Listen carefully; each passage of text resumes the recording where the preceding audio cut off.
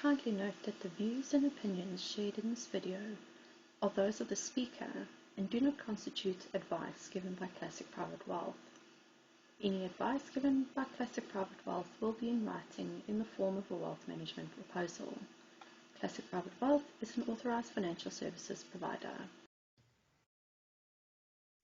Thanks, Lee. I'll continue to complain about the way the world is. So just the normal stuff. This is not advice. Advice is always for a specific person, taking that specific person's situation into account. This is a general discussion of circumstances out there. If you want advice, please approach us and we'll give you specific advice.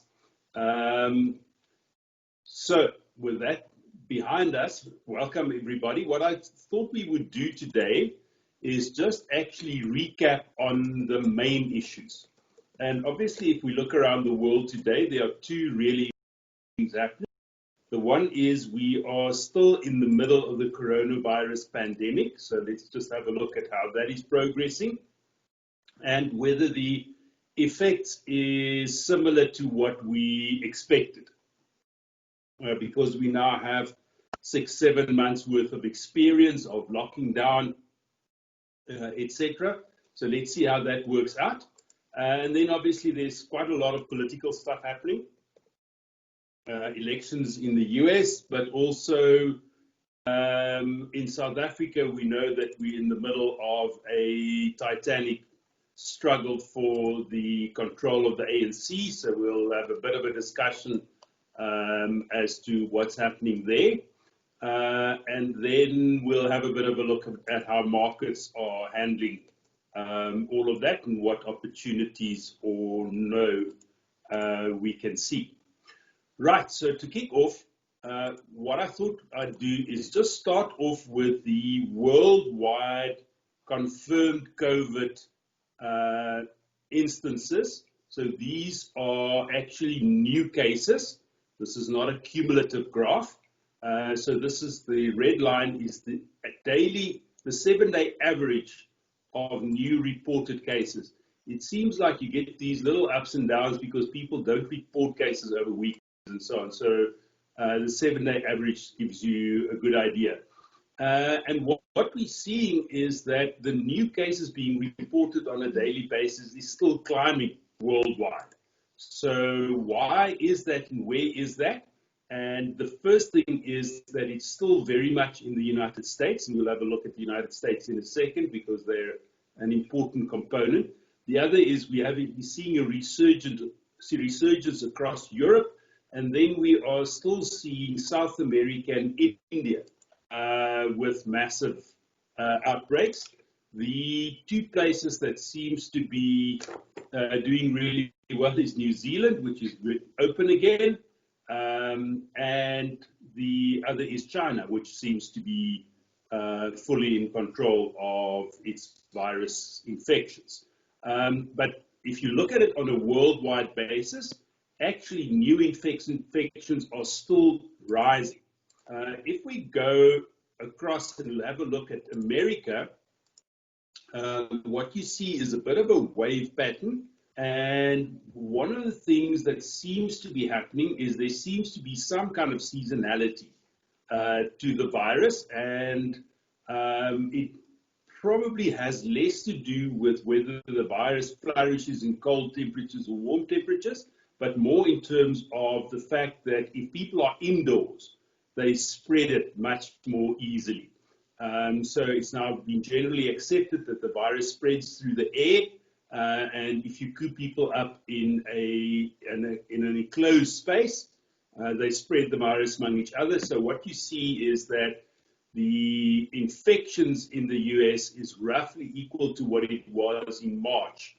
So it looks like that's a seasonal thing. As they're going into winter, they are getting many more viral infections. But the interesting thing on the US graph is that you see that deaths are far fewer than it was in the early spots of the infection. There's a couple of reasons for that. The one is that it seems like they're getting many more young people infected at this point. And young people don't die nearly as easily, so this still is something that is much worse for older people. But there may just be a lag, so younger people then often spread it to older people, so there seems to be a lag. But the other issue is that treatment of the disease has become a lot better. And therefore, the death rate is declining very significantly, even for those cases where it presents as a fairly serious problem. The deaths are far fewer because we're much better at treating it.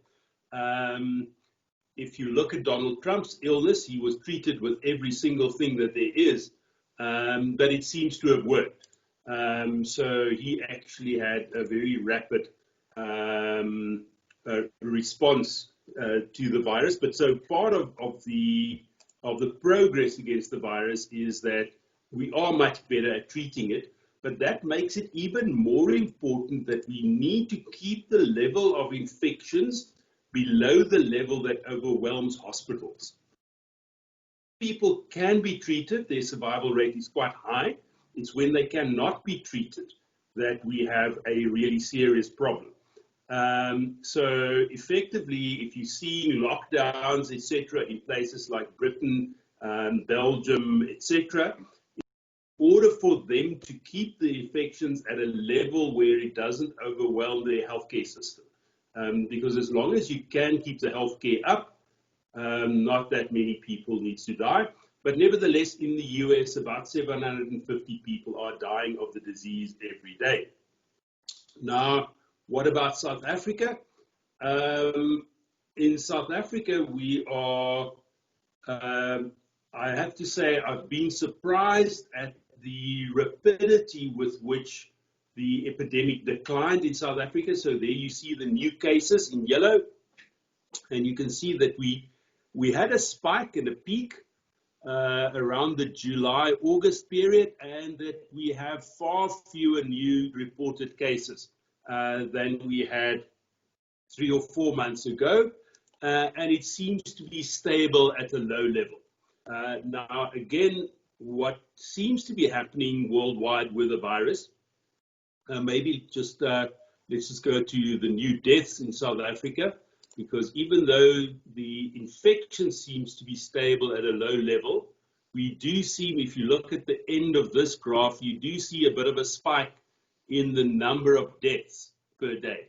So it does seem like there's a little bit of a spike that is associated with the opening of society.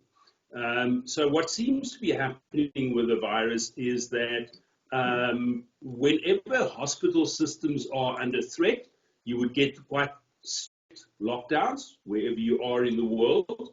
And then what happens is as the infections fade, people are very keen to open up their economies because obviously, as they say, save lives and save livelihoods. People's livelihoods are very difficult to maintain in lockdown, so there's always some kind of eagerness to open up. But as you open up, you actually get the virus coming back.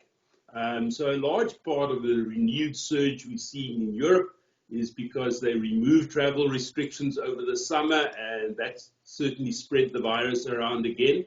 And they also opened up their economies.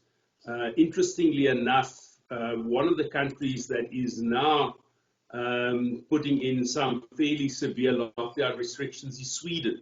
So Sweden initially said we'll depend on our citizens to make themselves safe. We won't have these regulations.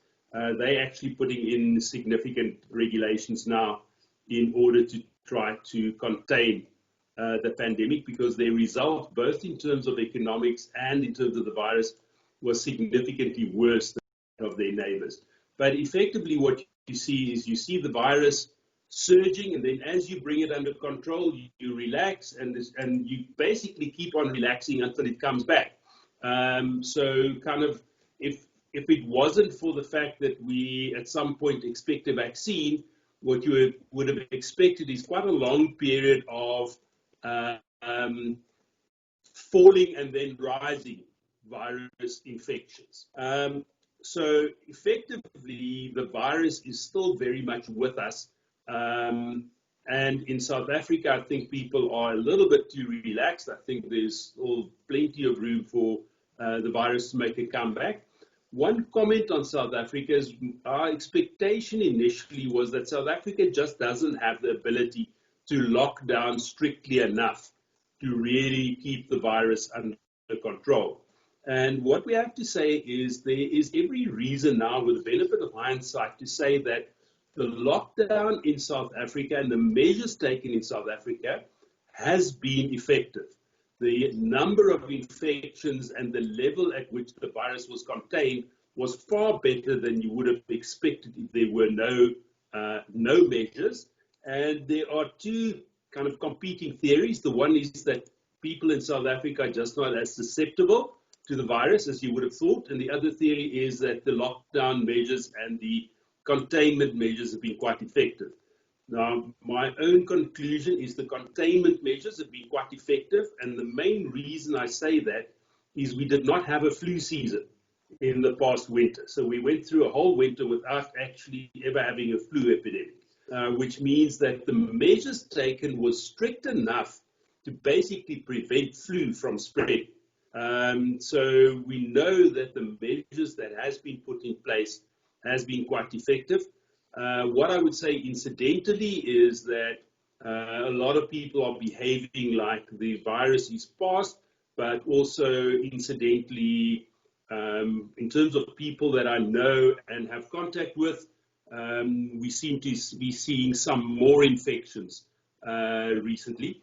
The other interesting thing is that our Minister of Health and his wife has also now been infected. So the infection is still very much with us, but I think that there is certainly a level of tiredness of dealing with these measures. So mask wearing, etc., not quite as strict as it was before.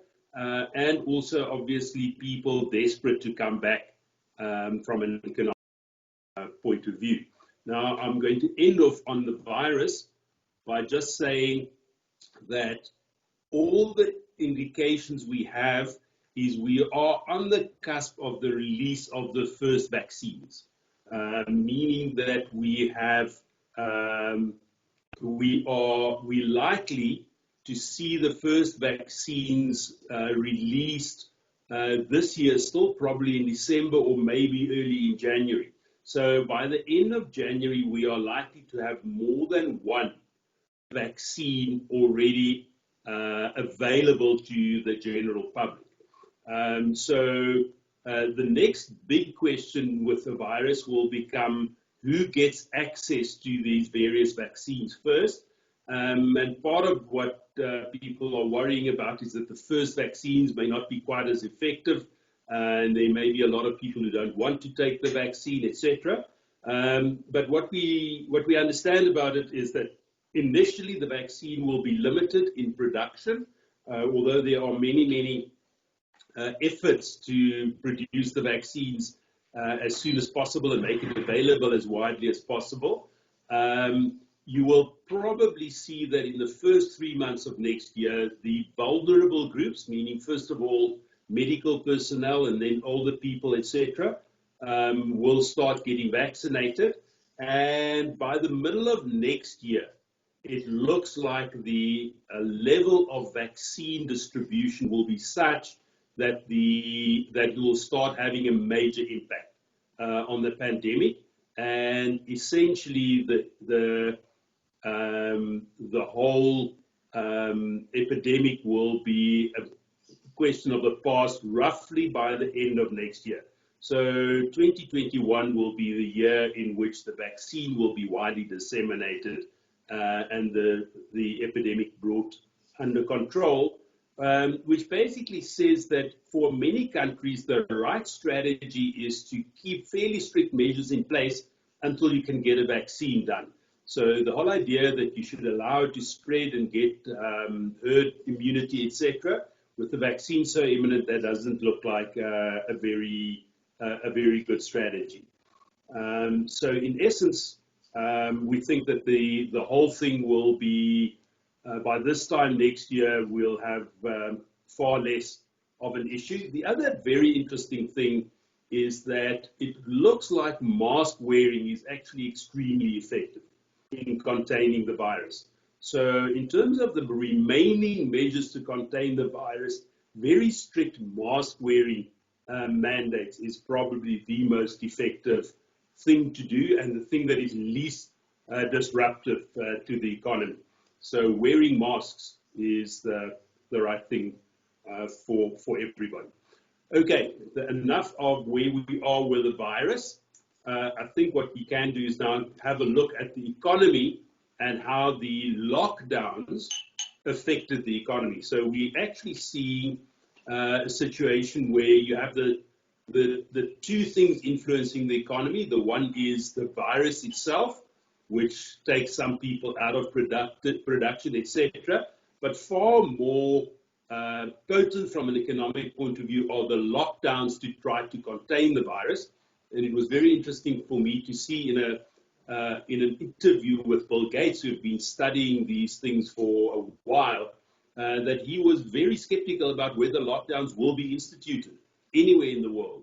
And he was actually quite surprised that strict lockdowns actually spread through the world extremely rapidly. Now, in terms of how the economy is behaving, one of the problems we have is that we only get reports with a 3 to 6 month lag in economics. So we don't really have a lot of good reports yet about the third quarter of 2020. So we've had only one country really report, which is China. They report very quickly because they decide what will be in the report, pretty much. But effectively, we know that China is back to positive growth. But what about the rest of the world?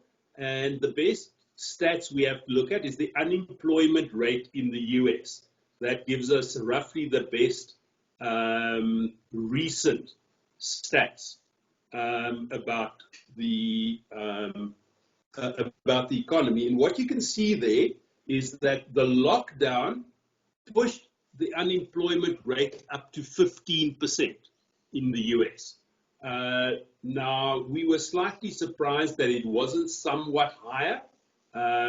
So effectively what it means is there's quite a lot of people in the world and in developed countries who can do their work remotely. So the same thing, if it had happened 20 years earlier, would have been significantly more harmful. But so 15% unemployment is where it turned, and unemployment is back down to about 7.5%, 8.5%. So 8.5% unemployment is still much more than we had before the virus struck.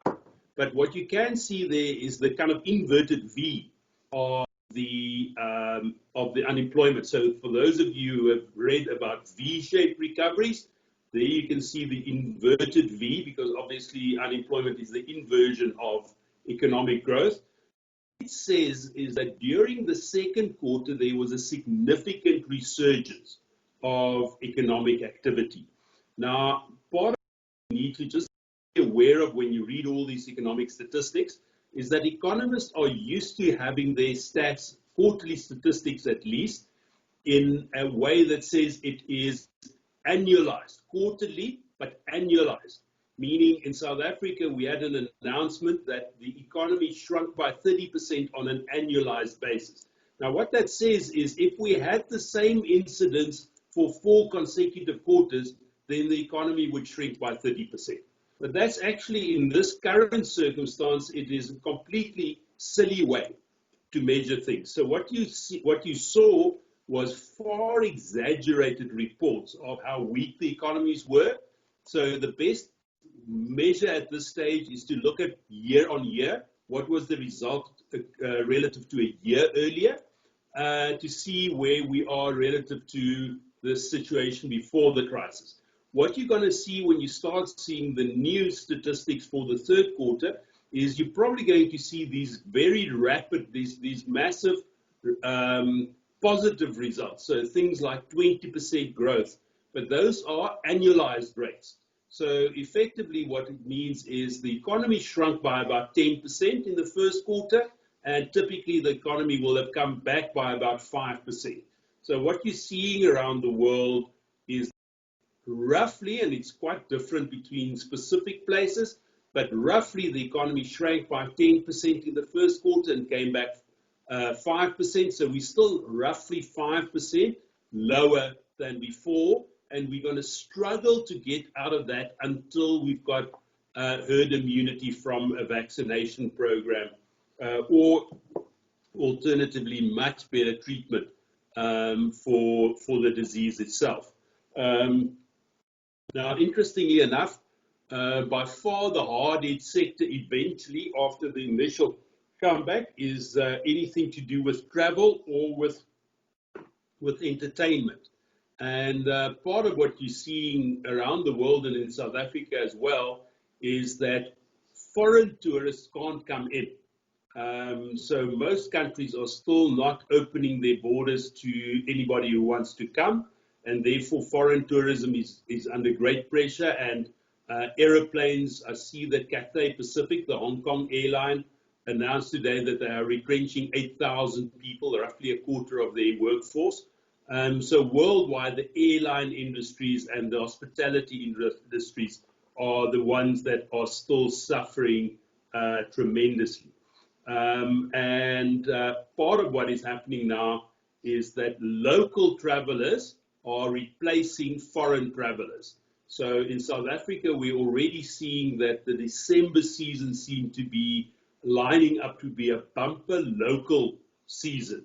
So all of those places catering for local tourists are fully booked. It's the really upper end stuff that caters for foreign tourists. They're still having massive discounts, etc., in order to try to have some South African tourists. Now, the other thing I thought that was quite interesting coming out of the economic statistics is what is happening to South African trade. Because part of what happens, obviously, is that the balance of payments and the balance of trade is extremely important eventually for the currency.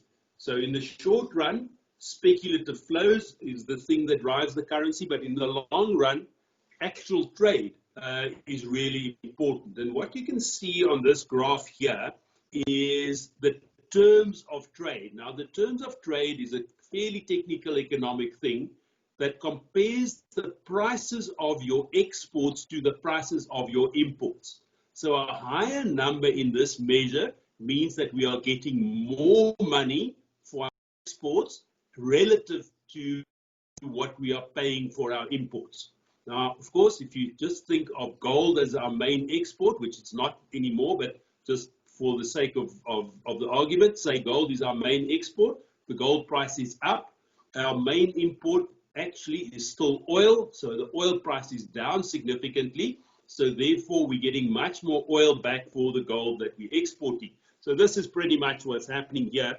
And what you can see is relative to January of 2019, we are about 15% better off. So the terms of trade have firmly moved in the favor of South Africa. So typically, this is actually the thing that drives a stronger rand more than anything else. If the terms of trade turn in our favor, the rand becomes stronger over time. So I just thought that was quite an interesting graph. And we're already seeing in terms of the trade numbers, we're seeing that happening in the sense that if you look at the trade numbers, meaning this is now the trade in goods that we see. So the balance of trade, so this is not including services, meaning effectively tourism and interest payments are not part of this graph. What you're seeing is that from a roughly balanced position towards the end of last year with small surpluses, we are now running quite large surpluses on our trade account, meaning we are exporting significantly more than we are importing. Now, a part of this is we are exporting mostly goods that we've mined, That's our biggest export.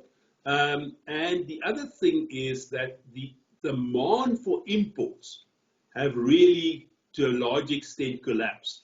So South Africans, because of the lockdown, consumption is way down. Also, investment is way down. Therefore, the demand for imports is significantly less. So we're seeing that we've got a very significant improvement in our trade balance. Now, if you add services, you get what is called the current account. And you would see that we are normally in a significant deficit on the current account. So the orangey yellow lines are the deficits. And you can see that in the first quarter of this year, we actually had a very exceptional surplus on the current account for South Africa. So our current account deficit, you can see on this graph, clearly shrinking. And again, eventually that turns into very good news for the currency. So in essence, what it says is the likely trajectory of the South African economy is that internal demand, domestic demand, will stay under pressure for quite a while, but there's nothing that indicates that our exports won't actually be very strong after this incident. So actually some good news for the currency and for economic activity focused on exports. Obviously, part of what has happened is that the rand has become very weak during the whole epidemic. And because of the low price of oil, that is not translated into faster inflation in South Africa. So inflation really at record lows. And at the same time, the currency is very weak. So it makes it very attractive for exporters. So imports are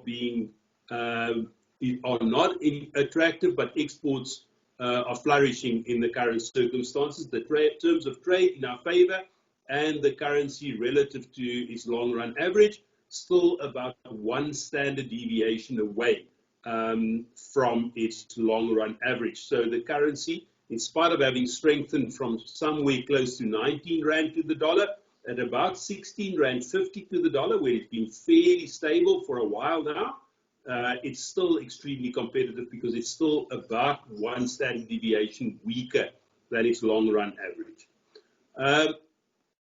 Right, enough about economics then. So effectively what we foresee is that the economy in the world is going to stay about 5% below its long-run average while the virus is with us, because you will have intermittent lockdowns, even if they're localized, just in order to keep the virus under control, and you'll also have travel restrictions, etc.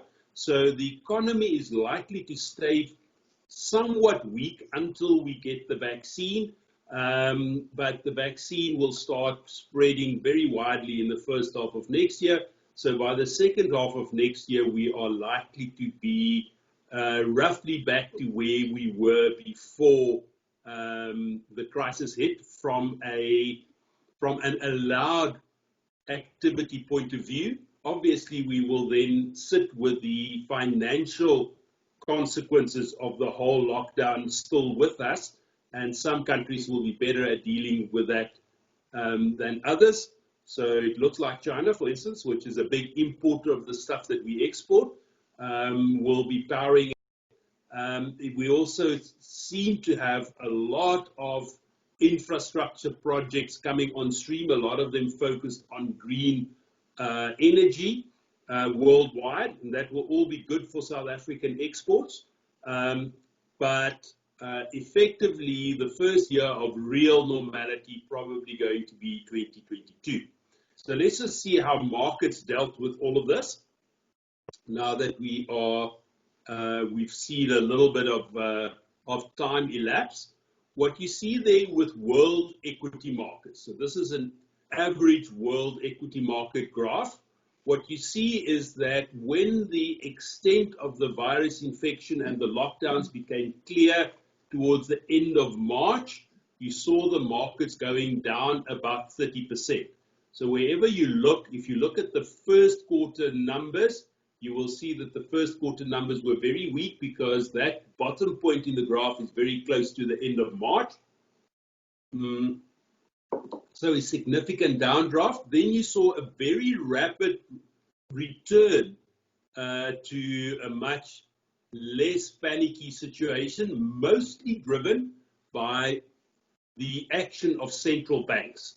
So central banks, especially the Fed in the US, but also the Japanese and the Europeans and the British and kind of all of the developed countries, have been pumping massive amounts of money into their economies. And because the economies were locked down, that money flowed straight into markets. So markets have been very strong on the back of very strong measures by central banks, and partly also because of fiscal measures, meaning in the United States, for instance, they had a $3 trillion stimulus package announced, which flowed into the economy over roughly the second quarter, and that has been supporting markets. But effectively, by roughly the beginning of August, we got back to where we had started at the beginning of the year. So roughly markets back where they were.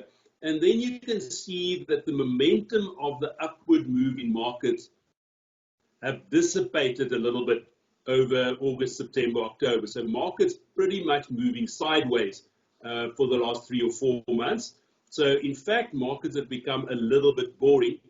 But again, what you will see is wherever you look at second quarter numbers, you will see that they've been very strong because that initial kick off the bottom happened in the second quarter. It started roughly at the beginning of April, and by the end of June, the largest part of that was behind us. So very weak first quarter for equities, very strong second quarter, and now moving sideways at a fairly high level, because what you have to say is that equity prices are about as high as they were before the pandemic, but profits are significantly down. Because if you operate an economy at roughly 5% below its capacity, that has some severe impacts on profitability. Of course, those severe impacts are not evenly spread. So that average includes many things that are now significantly more expensive, especially tech shares, and many things that are significantly less expensive. Let's have a look at how this spread around the world. So if we look at that first graph, it's really dominated by the United States. So in the US, markets are actually about 10% above what they were before. EAF is the measurement for countries outside the United States, but that are developed. So it's mostly Europe, but it includes places like Japan, Korea, etc. And what you see there is a similar pattern going down by about 30% and then coming back, but not coming back quite to where they were before. So again, you see the leveling off after about July, but again, a dissipation of momentum, but stable at quite a high level, around about 95% of what it was before, but significantly less exciting than the US. Mainly because far fewer tech companies are listed in EAF than in the US. If we look at emerging markets, and remember this is now a dollar measurement of emerging markets, what you see is that emerging markets are also already ahead of where they were. So again, if you look at what happened during the big downdraft, virtually downdraft of about 30%, and then coming back to roughly where we were before. And obviously, one of the things we have to say is that China is still classified as an emerging market, but it has a significant influence. And the fact that the Chinese have basically got their economy back up and running obviously has a significant impact on this. But it means that even in emerging markets, the obvious opportunities have dissipated because markets are a lot higher than they were. Let's maybe have a quick look at the South African thing. Sorry, let's first, before we look at the South African thing, let's just have a look at the assets that you would have invested in if you were not only investing into equities. So if you think about something called all-weather investing, investing in such a way that your portfolio is resistant to all kinds of setbacks and that you have a portfolio that will flourish in any circumstances, one of the things that you would typically have in your portfolio in quite large amounts is government bonds. And here we see the US 30-year government bonds, which is regarded as one of the safest assets in the world. And what you can see is that actually as stock markets went down, bond markets went up. Now there's an interesting pattern right there in March where you see that the bond market actually went up all the way up to 130. So by roughly mid-March, you had made a 30% profit on your US government bonds. So government bonds were reacting before the stock markets, but then when stock markets fell precipitously, US bonds also fell, and that was really a liquidity effect because people were being asked for margin on their equity investments. So they sold some bonds in order to meet their equity margins. So you see quite a strong movement down in the bond market around about the same time that you see the shares going down. So that's a liquidity crunch. But the central banks relieved that liquidity crunch fairly quickly, so it went up to about 125%. But since then, it has been moving roughly sideways with a slightly weaker tendency. So you see that we are still about 20% above where we were at the beginning of the year. So relative to equities, you would have done better in bonds up to now in the US. But really, the bulk of that return of those returns came in the first quarter of the year. It's not been very strong, and it's effectively very difficult for bonds to become more expensive because the yields are already extremely low. Right, the other thing that you might have wanted to invest in was gold. So gold, again, is something that is a very good diversifier in a portfolio. So gold by itself in the long run doesn't necessarily give you fantastic returns, but as a component of your portfolio, it typically does very well when everything else is struggling. So there you can see that we've actually got a gradual upward movement until about the beginning of August in gold. Interestingly enough, you again see that dip right on the end of March, beginning of April, when you had the liquidity crunch. The liquidity crunch affected even gold. So you can see that dip. But again, as money started flooding back into the market, gold benefited. But now towards the end of this period, as markets have lost momentum, gold has also lost momentum. But effectively what you see is we still have more than 20% gain for the year to date. So roughly in line with bonds. So if you're thinking about equities, gold and bonds, equities not the strongest performer, the best performers being gold and bonds. Gold at one stage gaining up to 30%, but giving back some of those gains. Now, again, what we foresee at this point is that interest rates will be very low for a long time in order to try to stimulate the economies. Even after the pandemic is behind us, we think that interest rates will stay very low in hard currencies. And remember now that gold acts like a hard currency that has two very specific. The yield thing. You don't get interest on your gold holdings, but if you don't get any interest on your euro or dollar holdings either, then it's not much of a disadvantage. But the other special feature of gold is it can't just be printed. It is mined all the time, but it's not printed. And therefore, the supply of gold is severely limited. And therefore, in periods when there's copious printing of hard currencies, but no printing of gold, it's likely that the gold price will stay strong. So we still believe that gold has a reasonable future. But again, relative to where it was in the past, it's quite near to record levels. The next thing that I want to look at is industrial metals.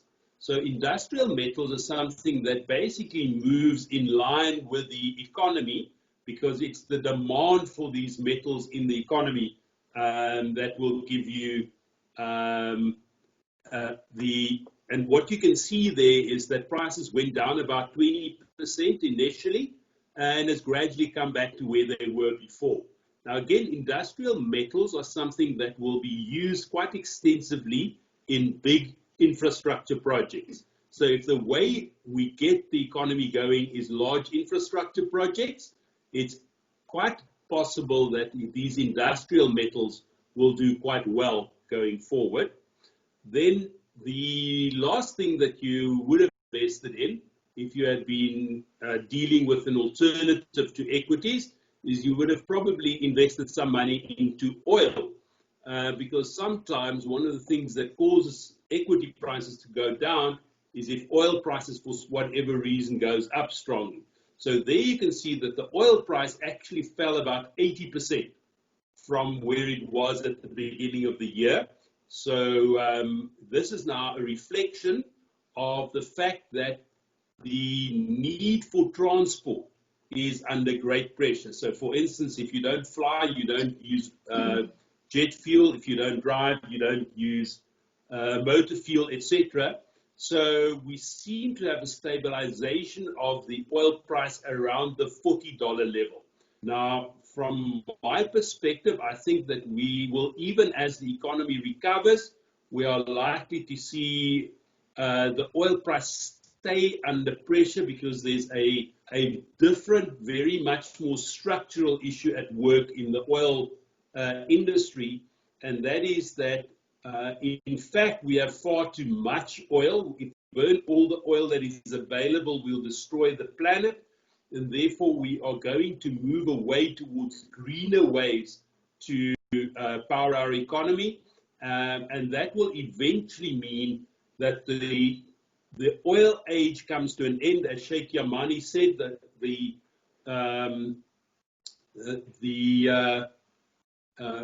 oil age will not come to an end because of a lack of oil. It will come to an end because of a lack of demand for oil. So part of what's happening is that the big oil producers, especially Saudi Arabia, are very aware that they may be sitting on a lake of oil that they could never sell. And they are very keen to have a larger market share. So the Saudis are likely to pump enough oil to keep the oil price probably around the $40 level where it is now, but certainly not much higher than the $50 level.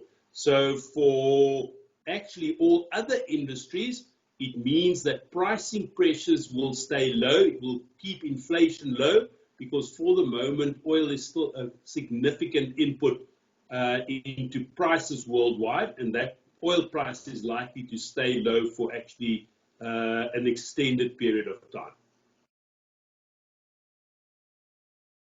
Now, lastly, just look at South Africa. If you think about South Africa, the first thing I did is to just actually look at the South African equity market in dollar terms. So if you were an international investor and you were investing in South Africa, what happened to the South African equity market? And you can see that in rand terms, the South African equity market actually fell by about 50%. So if you're an international investor, you were down by half at the end of the crisis, and that's a combination of the market coming down about 30% plus about a 20% depreciation of the currency.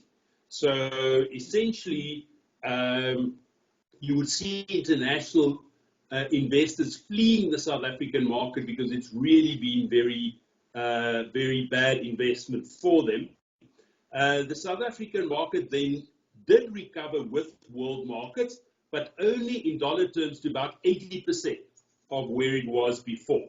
So even though you see a lot of stuff listed on the JSE that is really not South African, there are global companies like Tencent, for instance. If you're buying Naspers, you're effectively buying Tencent, which is a global company. You see that the market is still 20% below where it was. And over time, it may go back to where it was, and it will probably be some combination of the rand strengthening and stock prices going up as the crisis fades. But we obviously need to do quite a few things right in South Africa before we get to that point. But again, you see that even the South African market in dollar terms lost a lot of momentum after about the beginning of July. So a very weak first quarter, a fairly strong second quarter, and really nothing happening in the third quarter. If we look at the South African stock market in rand terms, we see that it's roughly back to where it was before at the beginning of the year. So slightly down, about 5% down. But so even in rand terms, so first of all, the interesting thing you see is that the South African stock market also down about 30%. So it's very interesting that in the middle of the crisis, virtually all markets went down at the same time by the same amount. And then the recovery also to roughly the same place. So in rand terms, we're close to back to where we were. But what we have to say is that's close to where we were in 2014 already.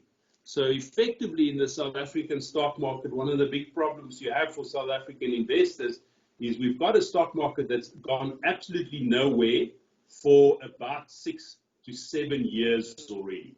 And therefore the underlying weak fundamentals of South Africa coming through very strongly in the market. Now, that as far as markets is concerned, the last thing I want to do is just give you some comment on politics. We've spent some time on American politics. Maybe just before I step off the market thing, the other interesting thing for us is the South African bond market. So here you see the South African bond fund, the Satrix Bond Index Fund, which many of our clients are exposed to, and you can see the movement of that fund. So you see that there was a very sharp downdraft in the value of the bonds round about the crisis. So it has to do with the weak currency as well as the kick up in long rates. And then you see a return to roughly where it was before, and then a little bit of a fade again. So we're only at about 95% of where we were before the crisis, but we see short-term interest rates roughly half in that same process. So relative to where short-term interest rates are, long-term interest rates are way too high. So we really think that there's fantastic value for money in South African bonds. That bond index should go up to about 110 levels somewhere in the next 12 months.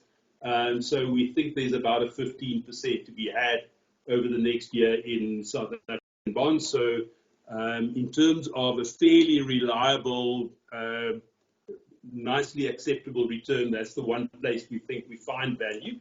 To end off, we've basically worked through about 55 of our 60 minutes. And I thought I'd just give some comment on what is happening in politics. And I want to first focus on the American elections coming up. And it looks at this point like it's fairly certain that Joe Biden will be the next president of the United States. Not 100% certain. So something that has a probability of 10 to 15% does happen from time to time, but we probably have more than an 80% chance of Joe Biden being the next president. Interestingly enough, the one thing that could happen is that just before the election, the so-called October surprise, you get some big scandal for one of the candidates or some big positive surprise. So Donald Trump has long wanted to announce the rollout of a vaccine in the course of October to get to back him. The issue in the US at this point is that they actually have significant amounts of early voting. So in 2016, about 130 million votes were cast in total, and we are now standing already at around 30 million votes, having already been cast. So any major event that comes afterwards is already starting to be too late because voting is already happening. So there's every reason to think that Joe Biden will be the next president. What is less certain is whether the Senate will also turn Democratic. Because in the American system, if you don't have all three parts of government, meaning the House of Representatives, the Senate, and the presidency, if you don't have all three of those, it becomes very difficult to implement your policies. So what we saw during Barack Obama's last 6 years as a president is he achieved very little because he was boycotted by the Republicans in the Congress. And in the same way, Donald Trump, in the first 2 years of his presidency, had all three parts Republican, and therefore he put through large tax cuts, etc., etc. But in the last 2 years of his term, the House of Representatives in the hands of the Democrats, so his ability to govern significantly reduced. In the same way, if we have a so-called blue wave, then it's likely that we'll see very large stimulus coming into the economy from the Democrats. But if we have Joe Biden elected, but a Republican majority still in the Senate, then effectively Joe Biden's ability to stimulate the economy, etc., will be significantly reduced. So the thing to look for is actually from the point of view of people outside the United States who are not involved in their culture wars. You don't really care so much who the president is. What you care about is that all three of the parts of the governing apparatus needs to be in the hands of the same party, so that you can actually see forward momentum. Now, at this stage, the betting is that the Democrats will win all three and that they will be able to govern strongly and that they will put a very strong amount of stimulus into the American economy over the next 2 to 3 years. And for us, on the sidelines, that's extremely good news, because that means major stimulation for our export markets. Probably from a South African point of view, the news is as good as it can get. Also, from a trade point of view, it's much less likely that a Biden administration will, for instance, end the privileged access that South Africa has to the American market, etc. So for us, a strong democratic government probably by far the best outcome.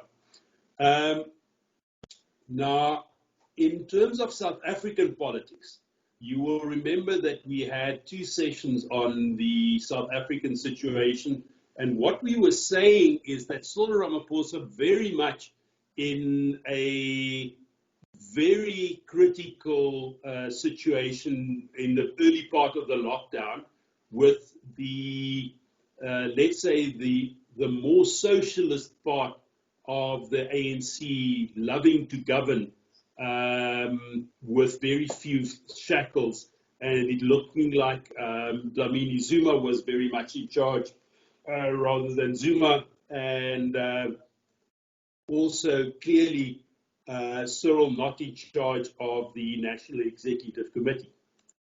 What has happened is that with the coronavirus measures, a lot of corruption was seen in the coronavirus measures. And to a large extent, the South African public reacted with great outrage to this corruption.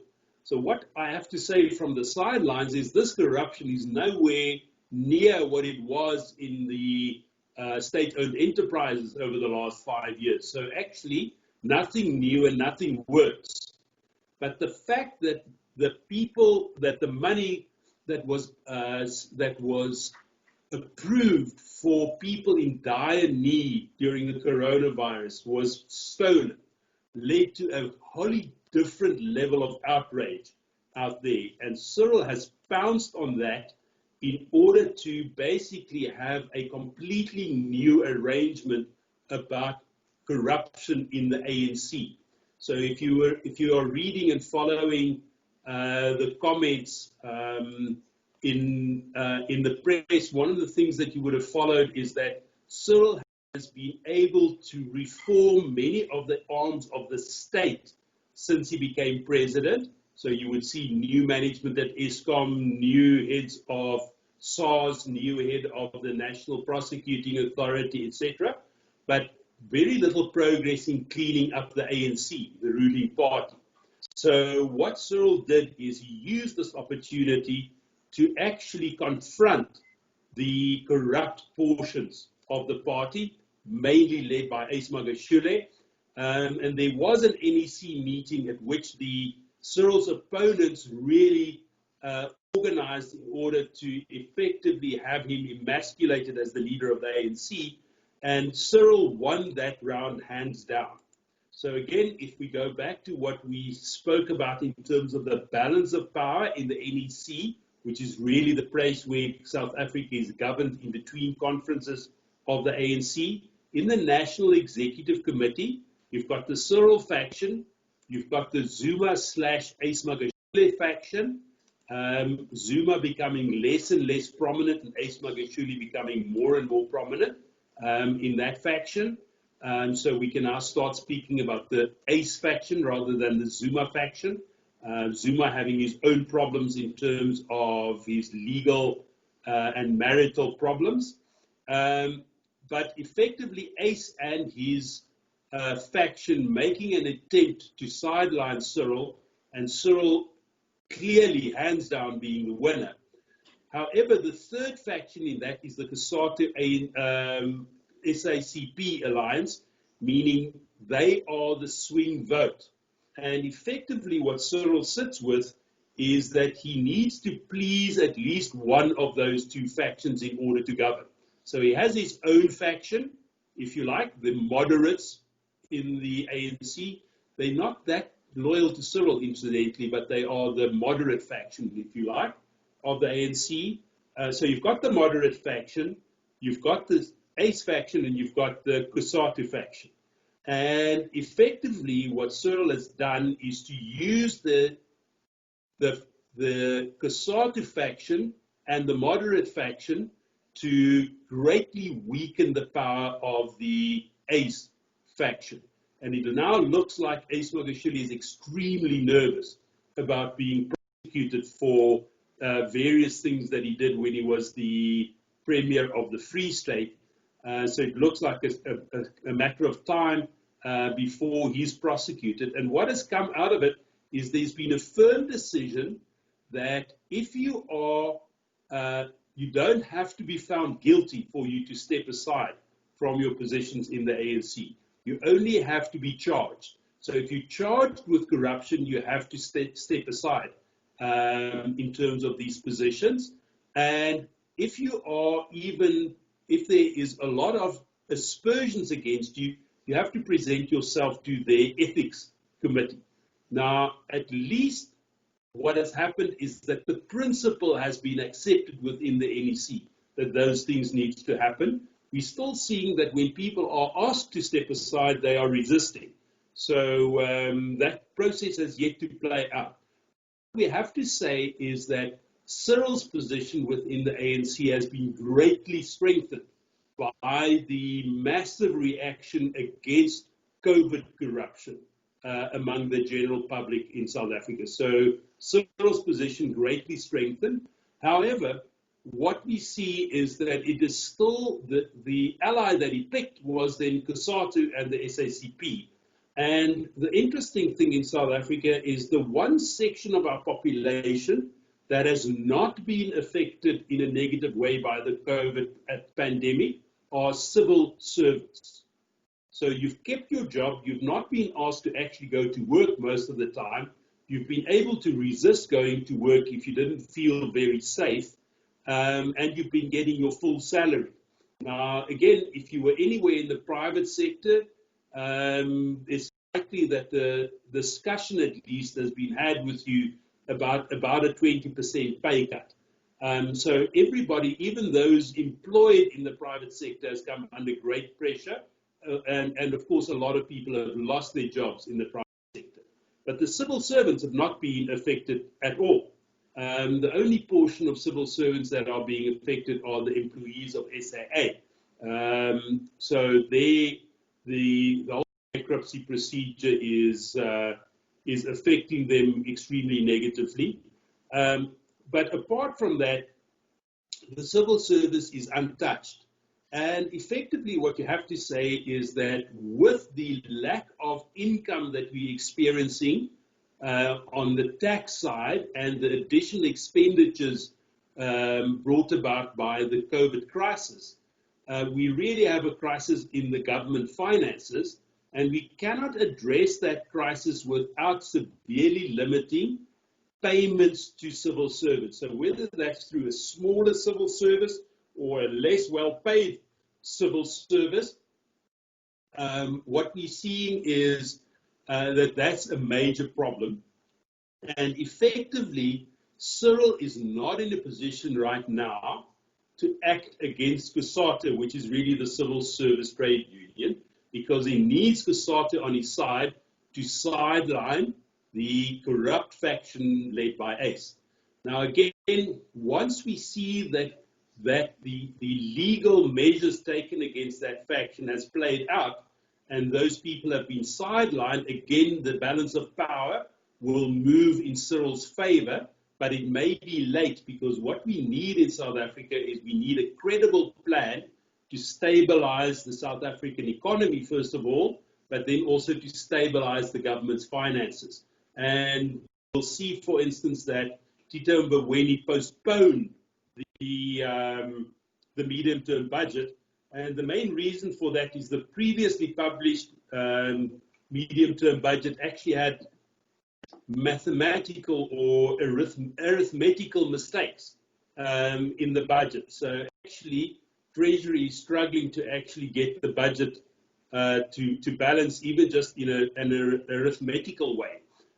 So what we're seeing is that the final solution to the economic problem is still being postponed, and we're probably in for a period of a bit of muddle through.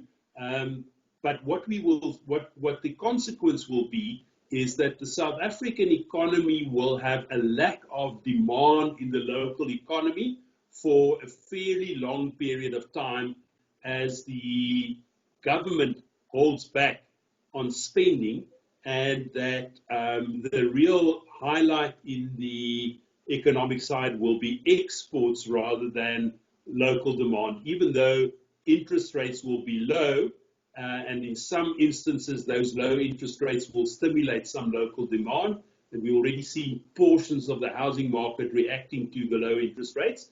But in general, what we foresee is low interest rates for a long time due to actually quite a weak South African economy. But at the very least, we're seeing that Cyril's chances of really reforming politics in South Africa and reforming the ANC looking a lot better than he did 3 months ago. That's about it from me. Questions and comments, anyone? Wikus, Keith here. Hi, Keith. Hi, I just want to, you say South African bond, fantastic value for money.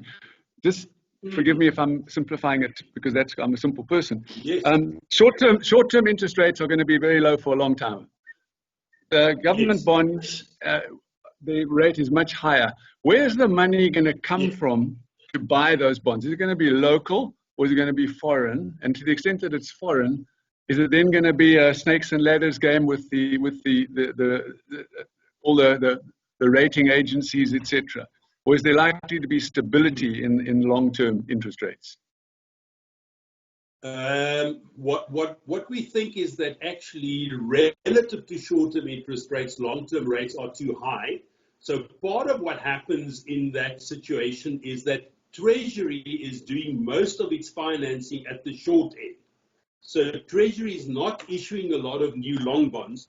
because they can finance much more cheaply at the short end, and at the short end they get accommodated by the Reserve Bank. So effectively, even though they will never utter those words aloud, the Reserve Bank is printing money for the government to spend, because the government is financing on the short side, and on the short side, the Reserve Bank is intervening to keep interest rates low. So that's actually what's happening. So there's very little supply of new government bonds coming in on the long side. So that's part of what will happen, is that because there's not so much supply, the prices would start to rise. That's the first part of it. Secondly, effectively, long rates, if you stick with it long enough, are a composition of short rates. So as soon as people become convinced that short rates will stay low for a very long time, that will start actually impacting on long rates. And then in the end, it also is a function to some extent of the currency. So foreigners, I think that has been for a long time have known that the rating agencies will downgrade us. The major downgrades have come and gone, so that's in the price already. But so yes, effectively, eventually, the demand to push rates lower will come from foreigners, probably more than from the local institutions, and that will be accompanied by a stronger rand. So as soon as foreigners have the confidence that the rand will become stronger, they will also start buying the bonds for the yield. So it's something that's linked to the currency as well. And that's why I actually focused on the fundamentals for the currency. Because in the end, the fundamentals for the currency is in our trading position more than in the capital flow position. Our trading position is improving significantly, and that will eventually flow into a stronger rand, and the stronger rand will flow into lower long rates. The other thing that we have to say is you have to also be aware that the same high long rates is present in other emerging countries. So if you Turkey or Brazil or Indonesia or whatever, you're seeing exactly that same pattern. A weak currency with low short-term rates and high long-term rates. So as the pandemic fades, we believe that all of these emerging markets will return to something more like normality. So from our point of view, the long rates are yielding us in the order of 9 to 10%, whereas short-term yields us more like 4%. So even if the prices stay stable, we're still picking up the 9 to 10% yield instead of the 4% yield. But we also actually believe that within the next 18 months or so, as things stabilize worldwide, the long rates will come down and actually produce a significant profit for the holders of long-term bonds. Thank you. Thank you very much.